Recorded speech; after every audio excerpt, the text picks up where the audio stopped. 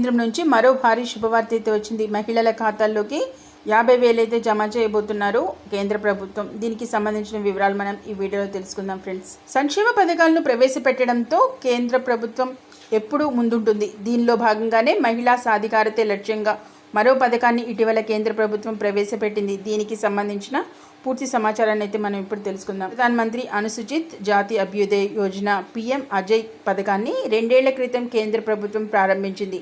దీనిని పిఎం అజయ్ పథకం అని కూడా అంటారు. 2021-22 సంవత్సరంలో వెనుకబడిన వర్గాల మహిళలకు సంబంధించి సహాయం చేయాలనే ఉద్దేశంతో ఈ పథకాన్ని తీసుకొచ్చారు. ఈ పథకం ద్వారా మహిళలకు 50,000 డబ్బులనైతే అందించనుంది. పురుషులతో సమానంగా మహిళలకు ఉపాధి అవకాశాలు దక్కాలనే నేపథ్యంతో ఈ డబ్బులనైతే సబ్సిడీ రూపంలో అందిస్తున్నారు. మహిళలకు జీవనోపాధి కలిగించడానికి ప్రభుత్వం పిఎం అజయ్ పథకాన్ని ప్రారంభించింది. దీనిలో 3 లక్షల వరకు డ్వాక్రాలో ఉన్న ఎస్సీ ఎస్టీ మహిళలకు రుణం ఇస్తున్నారు. అర్హత ఆసక్తి ఉన్నవారు డ్వాక్రాకి సంబంధించి సీసీ లేదా గ్రామంలోని డ్వాక్రా గ్రూప్ లీడర్ను సంప్రదించాలి. ఎలాంటి వడ్డీ లేకుండా ఈ రుణాన్ని అయితే దరఖాస్తు అనేది చేసుకోవచ్చు. దీనిలో 50% వరకు సబ్సిడీ అనేది ఉంటుంది. అంటే 1,00,000 వరకు రుణం తీసుకుంటే దీనిలో మీకు కేవలం 50,000 మాత్రమే చెల్లించాలి. మిగతాది సబ్సిడీ రూపంలో కేంద్రం అందిస్తుంది. అయితే మిగిలిన 50,000పై ఎలాంటి వడ్డీ వర్తించదు. ఈ పథకంలో గరిష్ట ఆదాయ పరిమితిపై ఎటువంటి పరిమితి లేదు. అయితే 2.50 లక్షల వార్షిక ఆదాయం ఉన్న దరఖాస్తుదారులకు ప్రాధాన్యత అయితే ఇవ్వబడుతుంది. గమనించండి ఫ్రెండ్స్, దీనిలో 50% వరకు అయితే సబ్సిడీ అనేది ఉంటుంది. అంటే ఫర్ ఎగ్జాంపుల్ 1,00,000 వరకు రుణం తీసుకుంటే దీనిలో మీకు కేవలం 50,000 మాత్రమే చెల్లించాల్సి ఉంటుంది.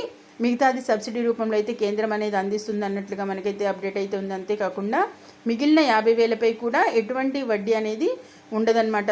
0 వడ్డీ అనమాట. ఈ ఏది లేదు. అంతేకాకుండా ఇక 2.50 లక్షల వార్షిక ఆదాయం సంవత్సరానికి వచ్చేసి 2,50,000 రూపాయల ఆర్థిక ఆదాయం ఉన్న వాళ్ళకైతే ముఖ్యంగా ఇంపార్టెన్స్ అనేది ఇస్తున్నట్లుగా మనకి సమాచారం అయితే అప్డేట్ అయితే ఈ విధంగా ఉంది.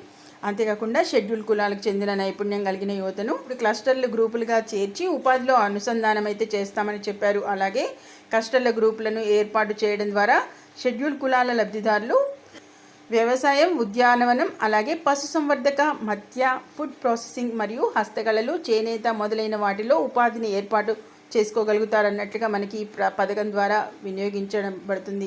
ఈ విధంగా అయితే వినియోగించుకోవడానికి అయితే ఉపయోగపడుతుంది అన్నట్లుగా మనకి ప్రధానమంత్రి అజయ్ యోజన పథకం ద్వారా మహిళలకైతే ఈ సహాయాన్ని అయితే అందిస్తున్నారు.